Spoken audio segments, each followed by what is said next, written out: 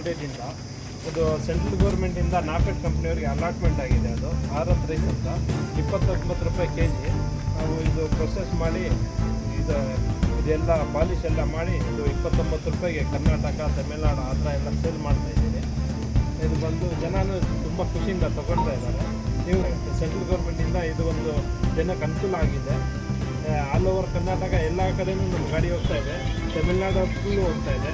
ಅಲ್ಲೆಲ್ಲ ಚೆನ್ನಾಗಿ ಸೇಲ್ ಆಗ್ತಾಯಿದೆ. ಇದು ನಾಫೆಡ್ ಕಂಪ್ನಿಯಿಂದ. ಎಸ್ಆರ್ ನಗರ ಮೀನ್ಸ್ ಪ್ರೈವೇಟ್ ಲಿಮಿಟೆಡ್ ನಮ್ಮ ಕಂಪ್ನಿ.